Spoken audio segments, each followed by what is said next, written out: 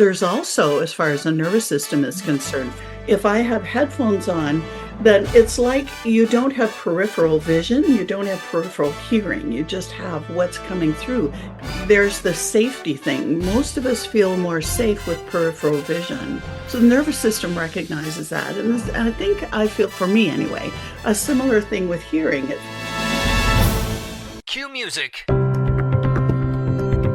Places, everybody places. We're starting in 3, 2. Welcome to the Autoimmune Hour, where we look at the rise of autoimmune disorders.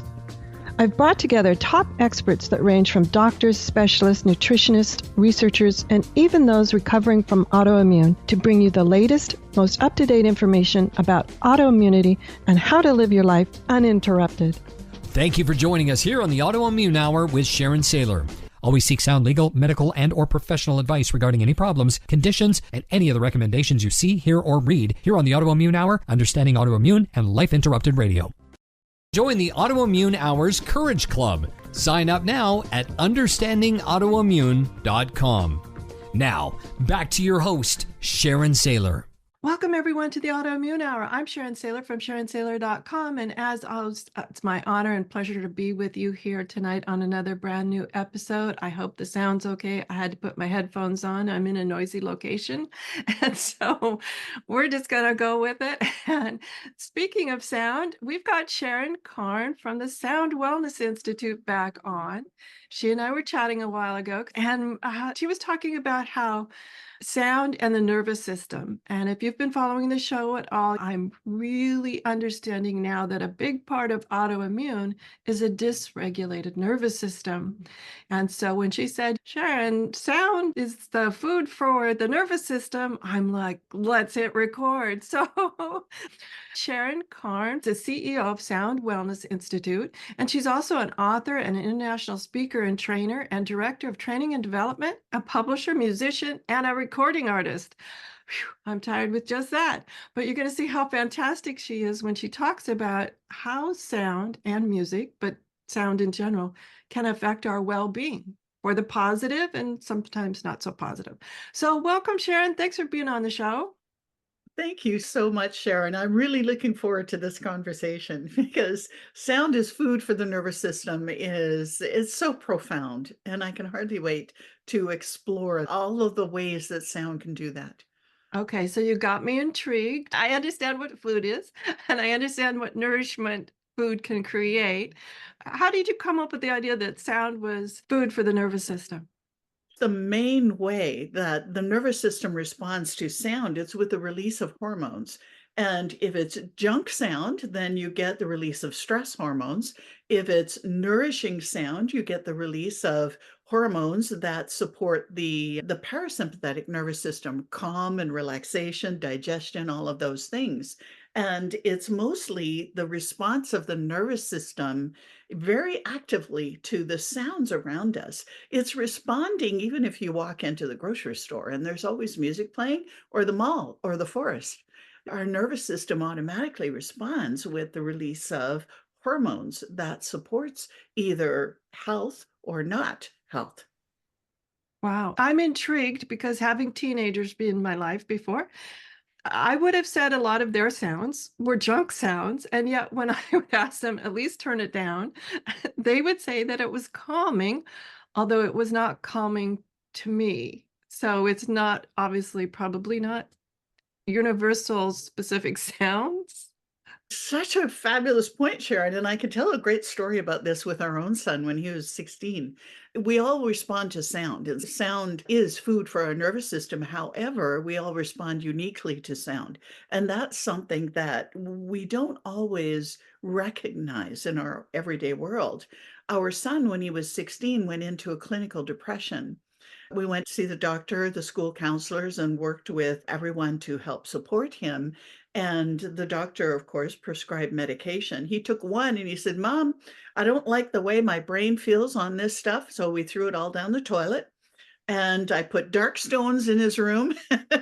He was going through a dark night of the soul, and also he loves heavy metal music, and for me and my husband Ed, heavy metal is junk sound. It is not something that supports me or my husband. However, it was a sound that supported him to help him release pent-up frustrations or whatever was building up in his nervous system. It helped him to release it, particularly the angry music. And angry music can go two ways. It can make a person more angry, or it can help release that anger from the nervous system and the body. For him, fortunately, it had that effect. It took a few months of plugging our ears while he played Yeah. the music really loud. He could come home really frustrated, go up, slam his door the way teenagers do, and then put the music on really loud, and after half an hour, he'd come back down again feeling pretty well normal. And for him, it helped to actually heal the depression. And I'm really grateful it did that. It was the sound he needed, and he knew that intuitively. It was the sound that he needed in order to process what was going on for him. That's fascinating. I'm thinking of the depression it would have caused in me on the other side. But There's that to deal with, yes. but I did the concept, well, you just plugged your ears and went with it because it was working. And I'm thinking about that, how, and I'm also thinking about how sounds or music from my teen years, still here decades later, is the sounds or the music I like to play to lift my spirits or whatever. I find that the dance music of my era and all of that is more fun than the dance music of this era. Is that just me, or do people regress to sounds from their childhood? It activates a part of the brain that brings back the memories that we experienced when those sounds were playing and when we experienced that music. And in fact, there's another story that's hilarious in a way.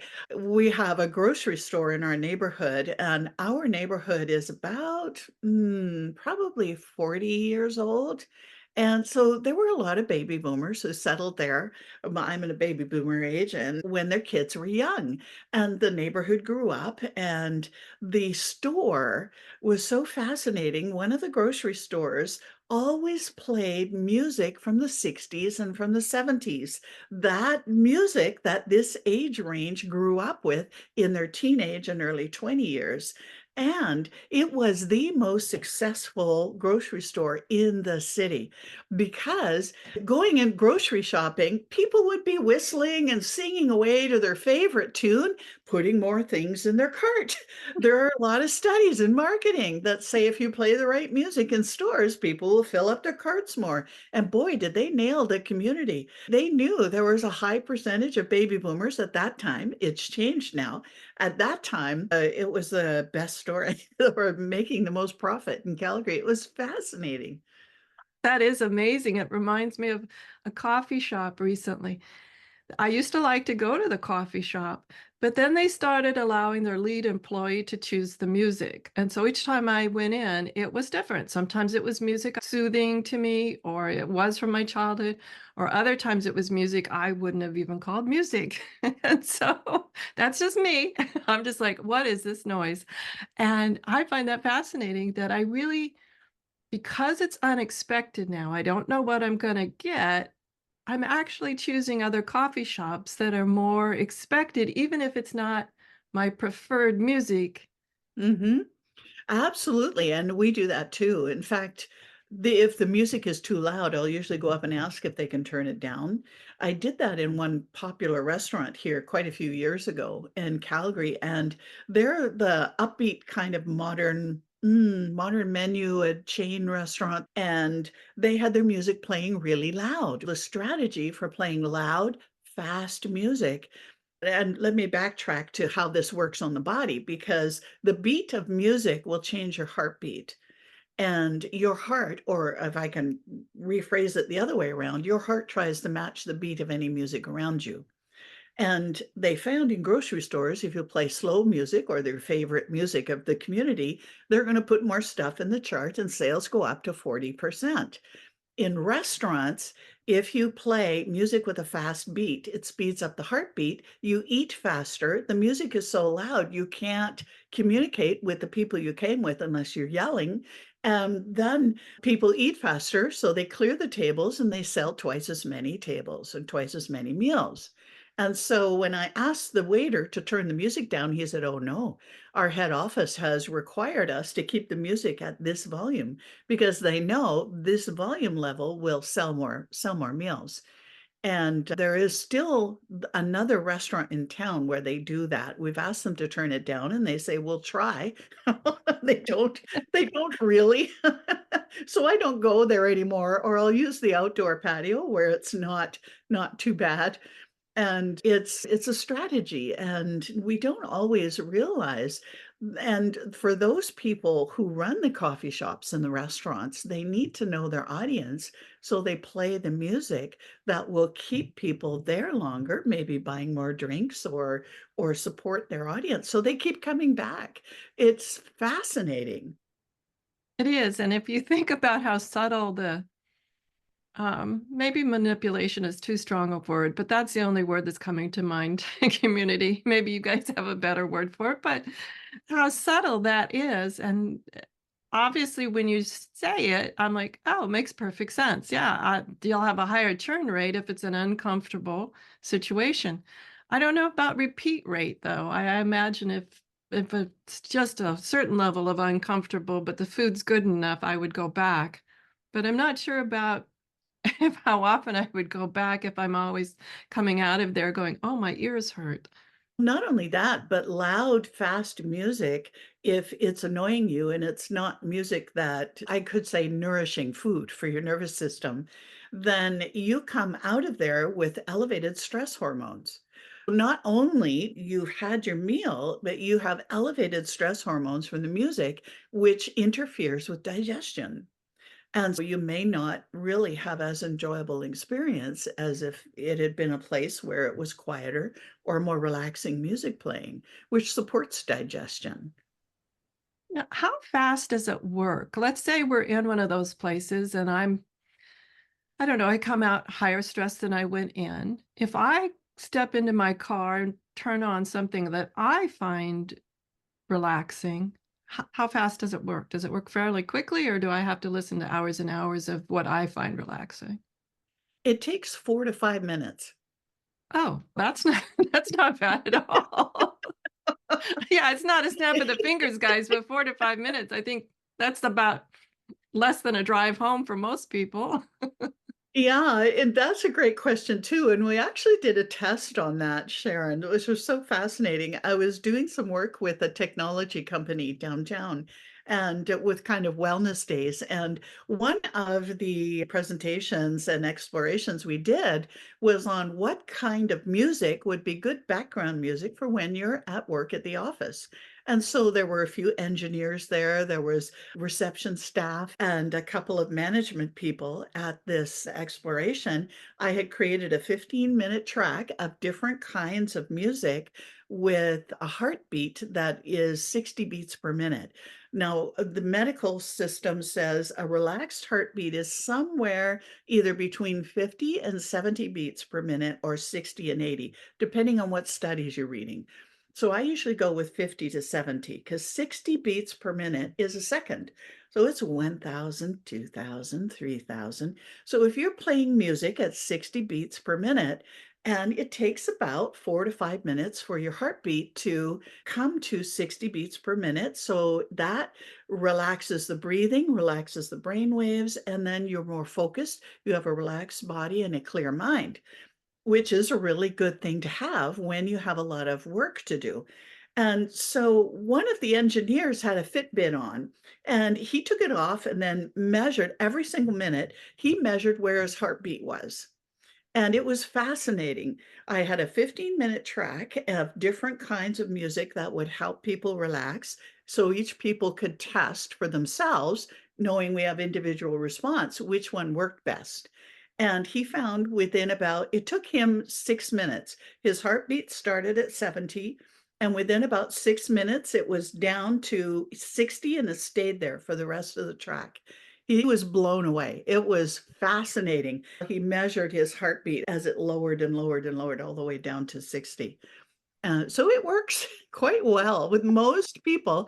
If you're in high anxiety, it's hard to know because everyone is different.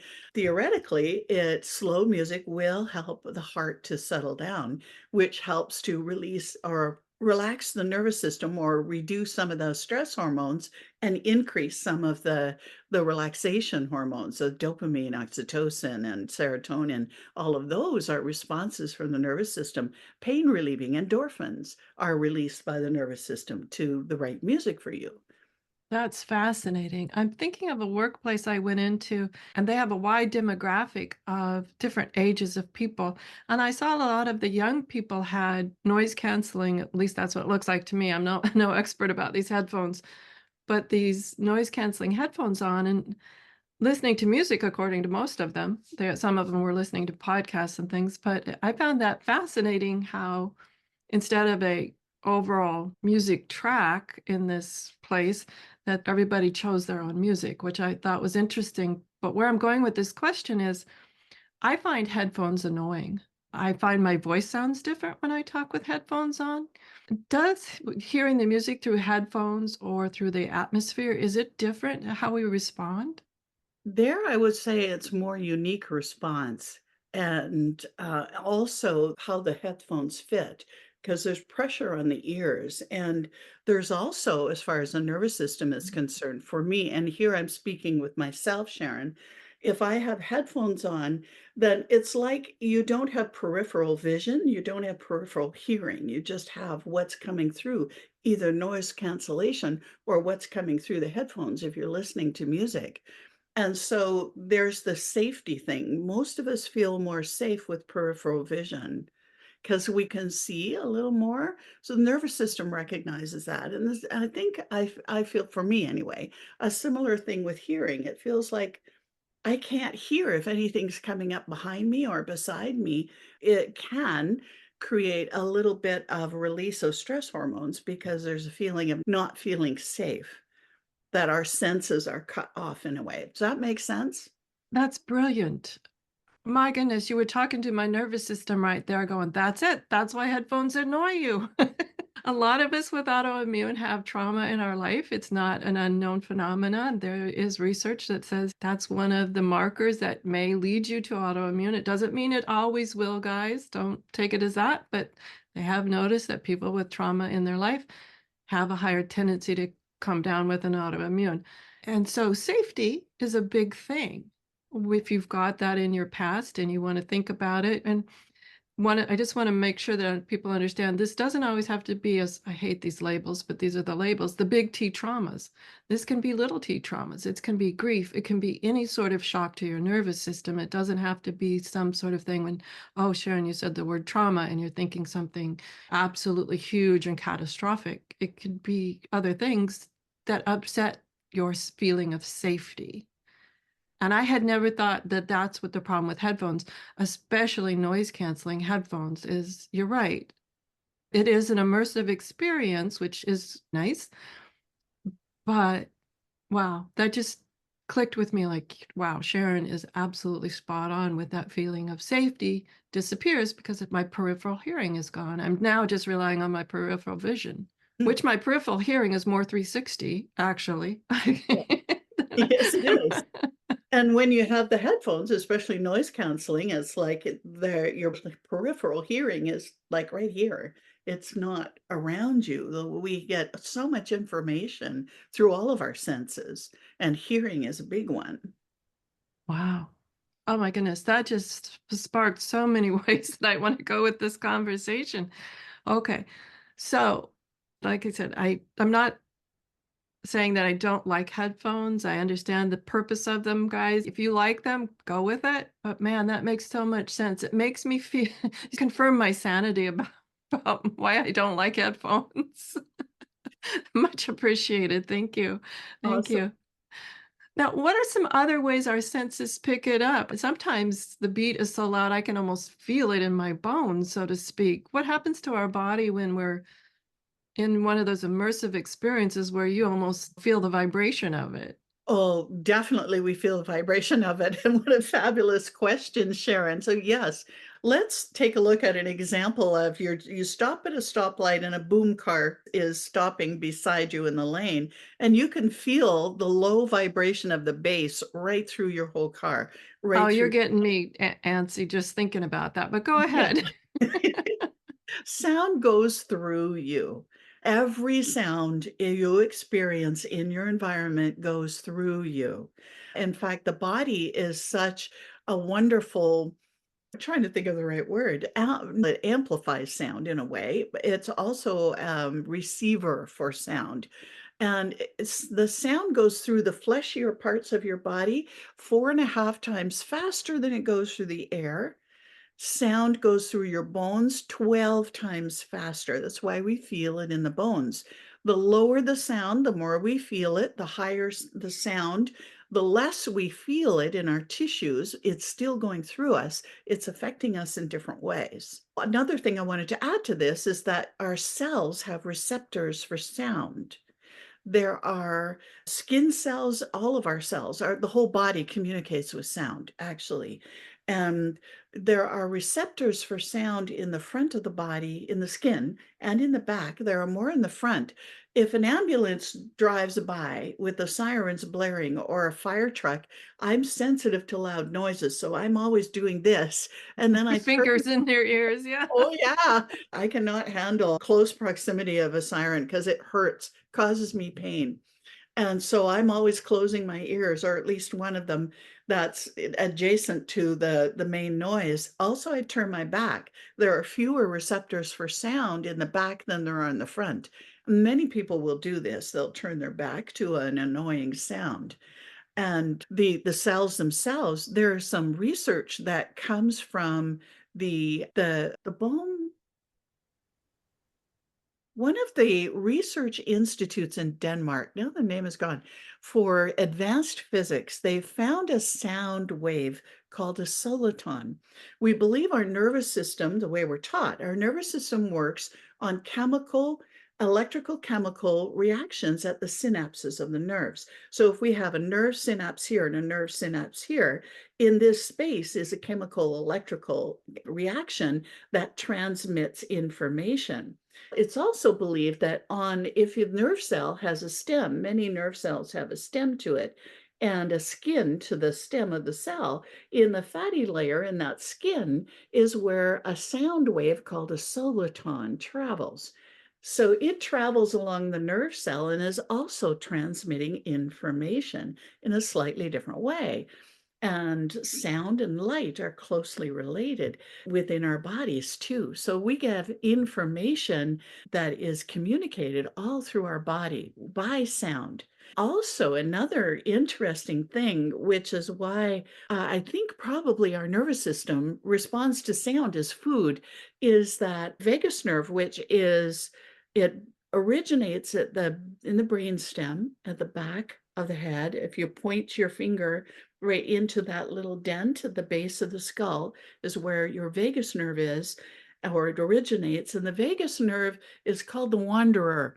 It connects with all of our internal organs, and it is a huge player in our stress and relaxation response. The vagus nerve on both sides goes right through the ear.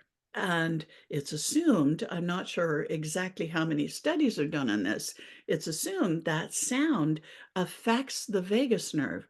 So if we have nourishing sound like nature sounds or your favorite music or quiet sounds, then the vagus nerve can transmit calming information as the nervous system responds with the dopamine, with the oxytocin, with many of the other neurochemicals that help create calm in the body. But that vagus nerve connects with many of the organs that respond in a huge way to stress. And so having sound affect it directly as it travels through the ears, at least through the ears, sound goes through the body too. However, the sound that is going through the auditory system is also affecting all of our organ systems. That makes sense. Oh, it does, and it totally explains that why when I'm near fountains.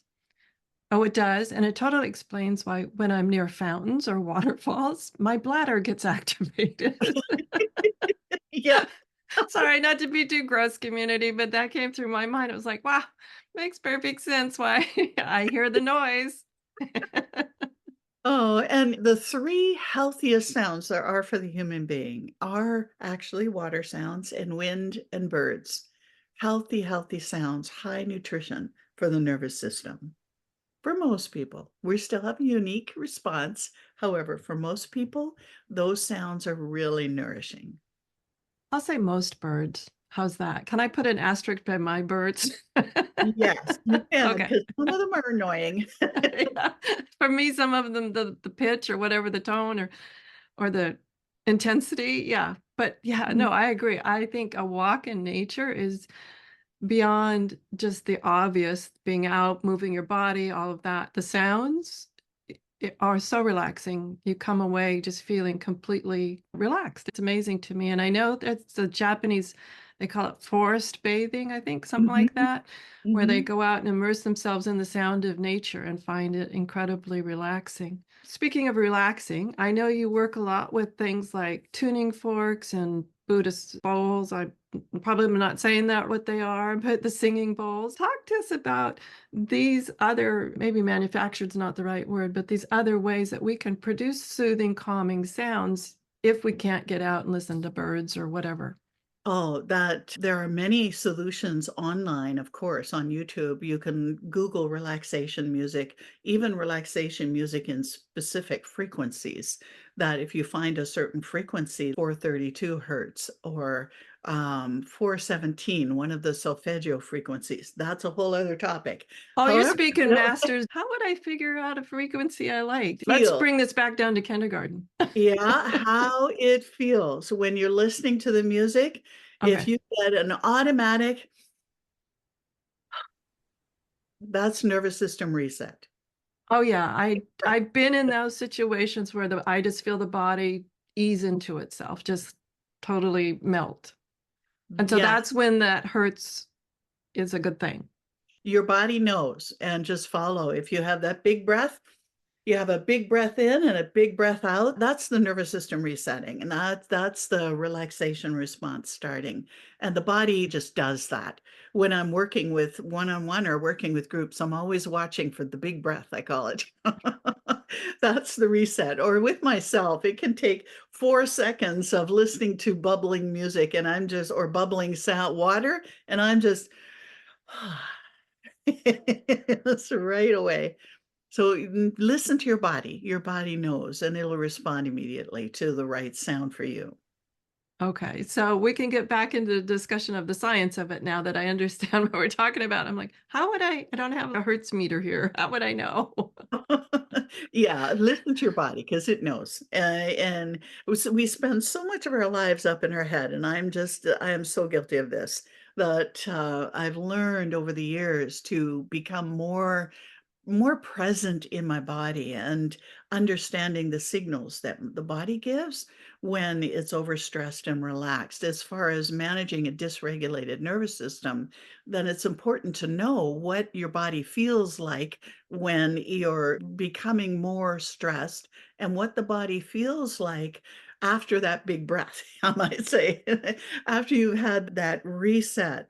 And then being able to recognize when the stress hormones are increasing and then to shift that and consciously, because it's so important these days. There's so many stressors in our world that we need a lot of tools. And I also have here the tuning fork. Speaking of the science too, Sharon, is there's 2 frequencies in these tuning forks. They were studied by Dr. John Ballou, who has a PhD in music therapy and is also a naturopathic doctor. He teamed up with a neuroscientist to study these 2 forks. They're set. They create a sound that's called a perfect fifth in music. It's one of the most healing and balancing sounds. They studied a few different frequencies, but these two seem to be most effective at creating that response from the nervous system right away. In particularly, one of the cycles in our cells that is essential for health and well-being.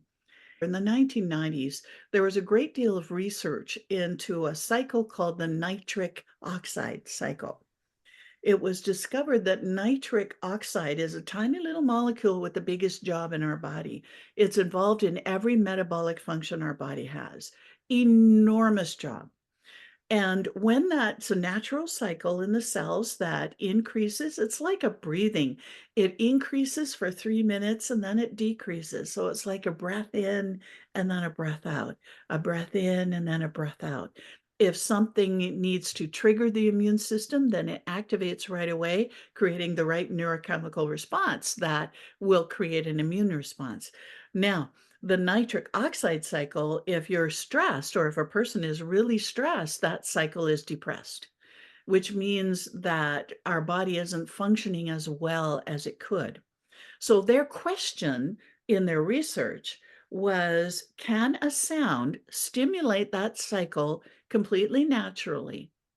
And it did in less than 30 seconds. Whether they were pointing the sound to live cells in a petri dish, they could measure nitric oxide in less than 30 seconds, or whether they had the sound by people's ears. They measured nitric oxide in the saliva. I think they were using saliva tests in less than 30 seconds. Very simple, very effective. Wow. Okay. Can we hear Well, a perfect fifth? yes, I I'm know you've going. got the tuning forks right there. If you're on audio, I think we'll listen real carefully. Oh, you bet. I'm just going to go into my audio settings for a sec here with a couple of clicks to go to original sound, just so that it's not going to be cut off by the Zoom platform. Okay, so I'm going to tap them, and I checked earlier where to point the forks so that you'll be able to hear them better. Here comes the sound.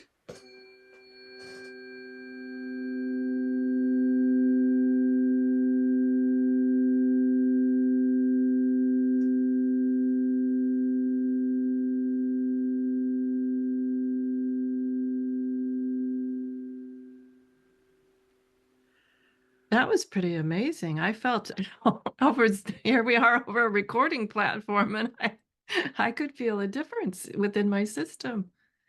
And it also made me reminiscent of a lot of what I'll put in air quotes meditation yoga music. That was a tone I'm like, I've heard that tone before. And that's Very where it took me was to the yoga studio I go to. Very possible, Sharon. It is so calming, these two frequencies together. I brought them quite close to where the microphone is in my computer. We have a recording of this in a couple of different ways on our website, Sharon, if that would be supportive. We have in our store at soundwellness.com, we have a 5-minute recording of this. And also there's a recording on one of our websites. We created a download for people of a protocol of 4 different tuning fork sounds, including these forks twice within that sequence, called nervous system balance. And it is such a powerful sequence of sounds that really helps to stimulate that big breath and also a balancing of the stress response and the relaxation, so that the relaxation and also the nitric oxide cycle can be stimulated. That also is on our website. If you have a place for links, Oh, I can give absolutely. you that. We'll put up that up at Understanding Autoimmune and all the different services that have our description in it, because that'd be so great to be able to download this and hear it again. And what are the other sounds that are close cousins to this sound that you found? In that series, this is a protocol from John Ballou from his book, Human Tuning. I recorded them because I found them so helpful and thought this is a series of sounds that can really be helpful to a lot of people in balancing that nervous system. So it has 4 different sounds. It's a 4-minute track, and it has the perfect fifth, which is the sound we heard. The second sound is called a perfect fourth, which really has an effect for most people on calming the mind. It makes you a lot of people smile with the perfect fifth. The perfect fourth sound, that second sound, is also a nice smiling response. The third sound in it is called a major sixth for musicians. If they know, it's two sounds that are a little further apart, and it's all about inspiration. So we calm the body, stimulate the nitric oxide cycle with the first sound. The second sound helps to calm an overactive mind. The third sound says, okay, time for inspiration. And the fourth sound comes back to the first, the perfect fifth, just to make sure that everything is balanced. So beautiful, so simple, and it's not exciting music to listen to. It's just tuning fork sounds. However, very powerful response in the nervous system. Really superfood. That one's superfood. Oh, fantastic. We almost have to take a quick commercial break, but I want to be sure that we talk about this. I don't want to forget it. So this is so fantastic to me. The things that we're talking about are incredibly simple. And one of the things in all the years I've been doing the Autoimmune Hour, a lot of the healthiest things we can do are pretty simple, like sleep well, sleep hygiene, and taking a few deep breaths, light exercise, good food. And yet now you're talking about like a 4-minute reset. Just listening to tuning forks is surprising to me. We'll take a quick commercial break and we'll come back and talk to Sharon some more about all these ideas about how sound is food for our nervous system and other simple ways we can reset our nervous system just from everyday life and stress, plus the big T's too out there. So we'll be right back. The Autoimmune Hour will return after these messages from our sponsors. It's great sponsors like these that keep this show coming to you every week. Be sure and stop by understandingautoimmune.com to learn more. Om Times TV. Imagine becoming a super influencer. Reinvent yourself, invest in your brand, and then manifest your success with a robust spheric approach. Om Times Media and Broadcasting offers a unique and multifaceted way to become the spiritual and conscious influencer you deserve to be by putting your message across our powerful platform with its proven record of integrity and excellence. Through our produced shows, Om Times offers the opportunity to become a social media TV personality, a radio show host, an Om Times magazine columnist, and a syndicated podcaster, all in one shot. By live streaming your show on Om Times TV and broadcasting it across the extensive Om Times radio and TV networks, you become more than a host. You become an ambassador and a force for positive change. Om Times. Open yourself to the possibilities. If I could be you, and you could be me for just 1 hour. If we could find a way to get inside each other's minds. Walk a mile in my shoes. Walk a mile in my shoes. Well, before you abuse, criticize, and accuse. Walk a mile in my shoes. Welcome back, everyone, to the Autoimmune Hour. I'm Sharon Sayler from SharonSayler.com and, of course, from UnderstandingAutoimmune.com, where you can find over 470 and counting episodes of this show. And you've been listening to the amazing Sharon Carne. She's from Sound Wellness Institute, and she is also an author, an international speaker and trainer, and director of training and development, publisher, and musician and recording artist, plus so much more. And she is so well versed in how sound can change your well-being. And I find this completely fascinating because to me, sound is one of the easiest, inexpensive, fast things that we can do to reset our nervous system. Now, Sharon, what do we do if we don't have tuning forks? Can we recreate the sound ourselves? There are things you can do with your own voice. And when you think about it, remember, we talked about earlier, sound goes through you. And one of the things that goes through you faster than anything else is the sound of your own voice. It is created inside of you. It is created around a lot of bone. We have our spine, the vertebra going through the neck, also the collarbone here, and our lungs, and the vibration of the sound of the voice that spreads to the rib cage. And of course, sound goes 12 times faster through the bones.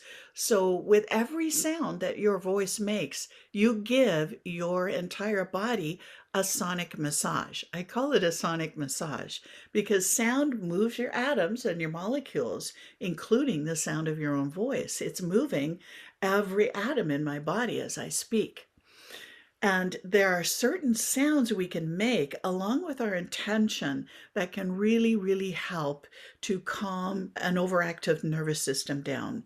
And one of the most important tools that I found recently, Sharon, with so much going on in the world in the last several years, is to get into the heart.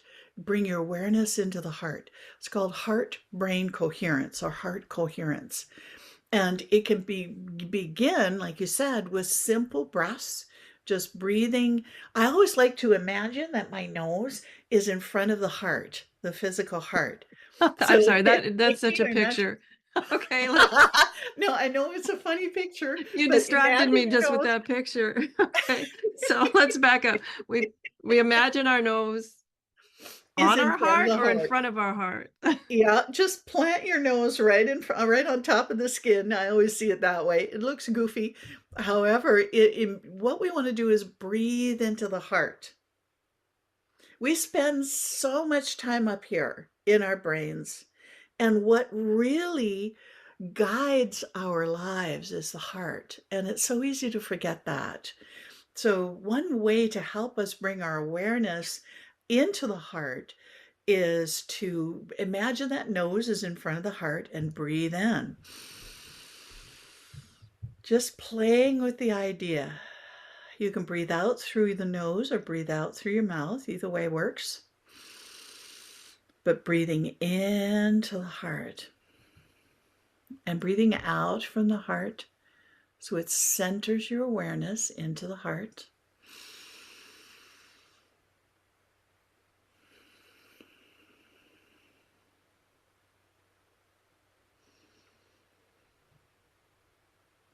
By about the third or fourth breath, you can feel the nervous system start to shift a little bit as the awareness comes into the heart. There is a response, of course, of neurochemicals when we move from here to here. And another thing I like to do to really cement that in and to really create strong heart coherence is a nice, comfortable, low hum on the out breath, So continuing to breathe into the heart.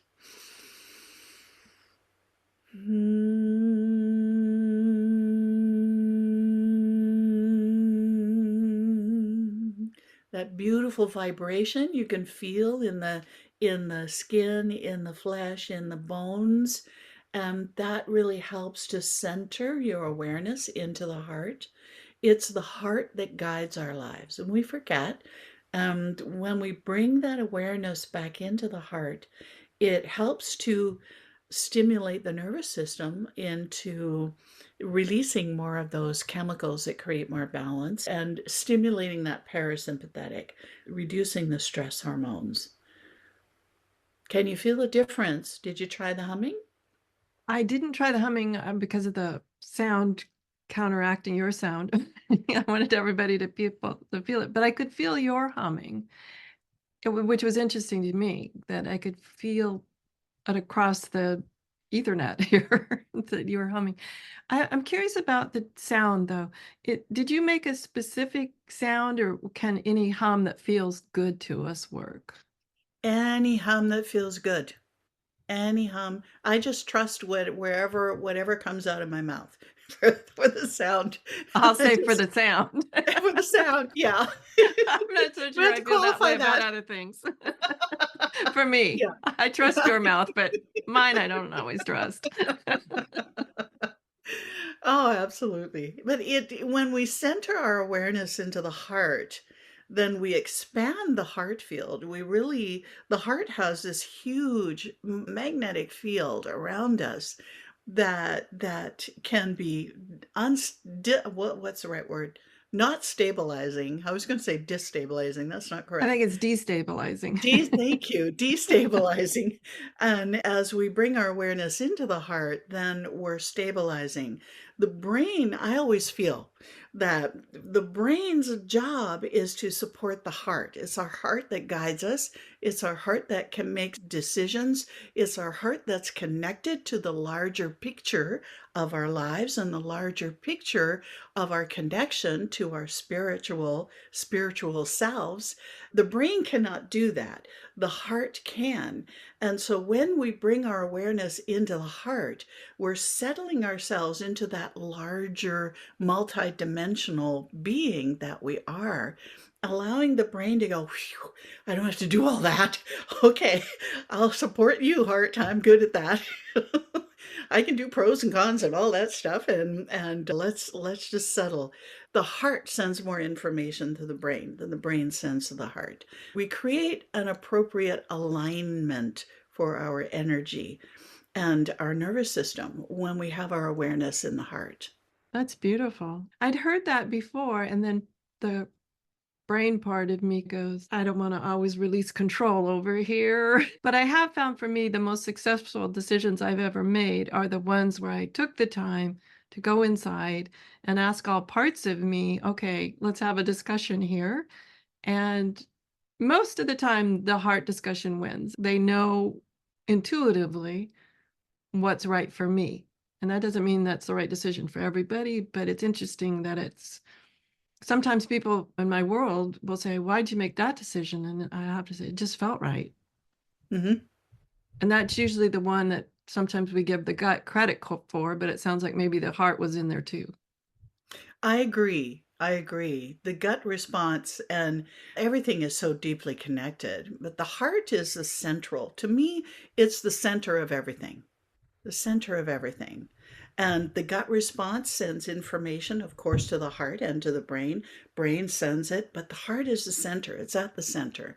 And when we honor that, and as you're saying, I love that conversation with every part of you, that it will make a decision that the brain might go, really? However, when I've followed the heart, it's always turned out more beneficially for me. Oh, me too.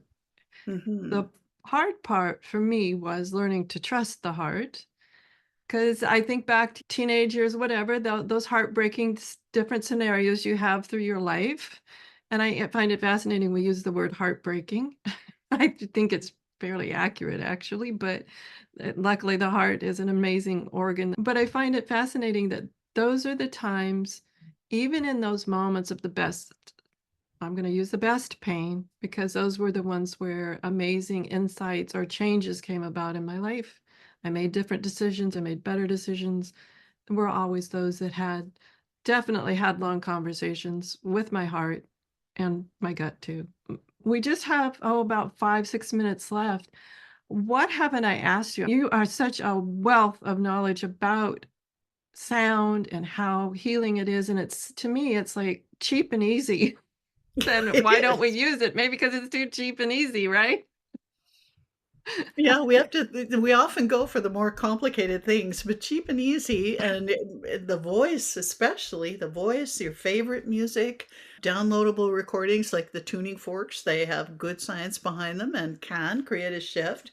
Nature sounds, there are so many ways of surrounding yourself with nature sounds on mediums like YouTube. There are all kinds of recordings of nature sounds that you can find something that gives you that big breath. Always recognize the big breath. If you feel that, your body knows what will support you. Now, if we feel ourselves and we're able to do that big body and we're able to sink into that, are there other sounds that we could use that maybe poke up the courage, or when we need to find our resilience? Are there other sounds that we can use that can shift us out of the relaxing part of the nervous system and use other sounds that might spring us into action? What a great question. For me, I always go to driving long distances and what sounds help keep me awake. That There you go. That also one works that too. and inspiring things. And there we come into individual response. So my individual response for music that inspires me, that gets me wanting to chair dance and get up and move around and dance around the room, is big band music. I grew up with big band music from my parents who played it all the time and would always dance around the living room. So I have those memories planted in my cells. And also, the sound of big band is so energizing to me. It's faster music. Faster music tends to rev up the heart and rev up the nervous system if it's the right music for you. Also, Latin guitar, really fast Latin guitar music, I love. And classical music, some of it, depending. You can get inspiring classical music and in classical music that has so many different moods and changes. And most of us can think of our favorite music that does inspire us.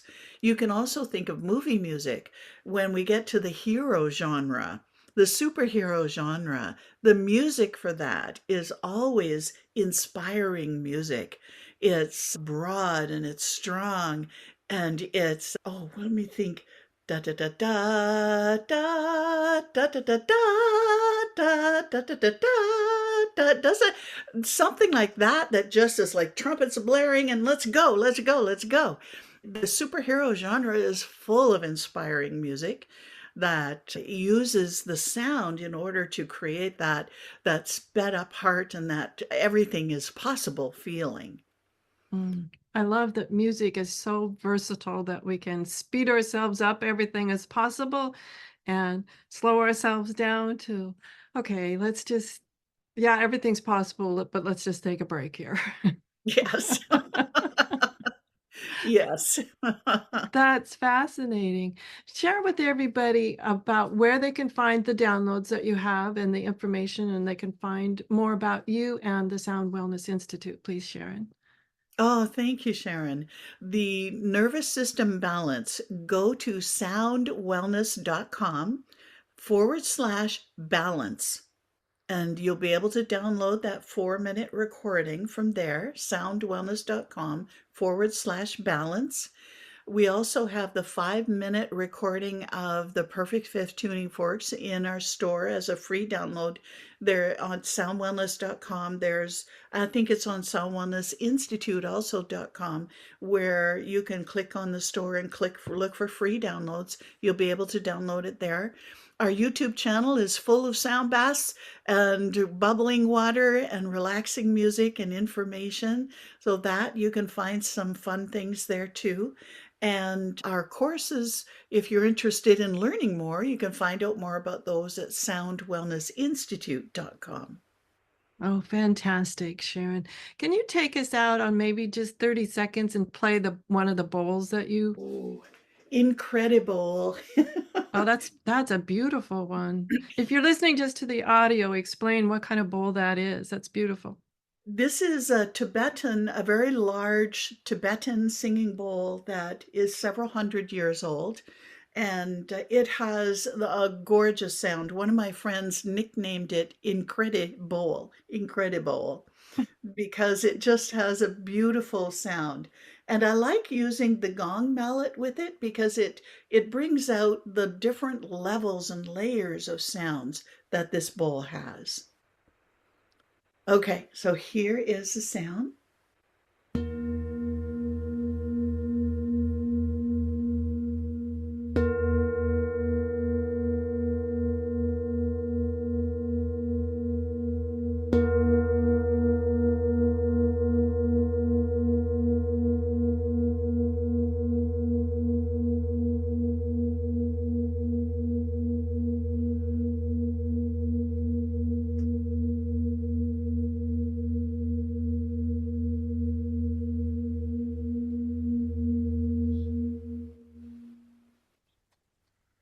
Wow, that's fascinating how long it resonates with someone as you're listening to it. That's amazing. Oh, wow, goodness, that's just reset everything too. You were right. It does happen fast. Everybody play with sound this week. See what happens for you. Write down in the comments if you're on YouTube or one of the audio portions of the show, write in the comments about what's going on for you with your sound and ways that you use sound to increase your wellness and your well-being. Sharon, thank you so much for sparking this little bit of interest in how we can quickly and easily shift our nervous system and shift our well-being, shift our hormones. That's amazing. And like I said, everybody, you got to try it. It's cheap and easy. So everyone, please try it and check out Sharon's downloads over at soundwellness.com, as well as the courses and other offerings over at soundwellnessinstitute.com.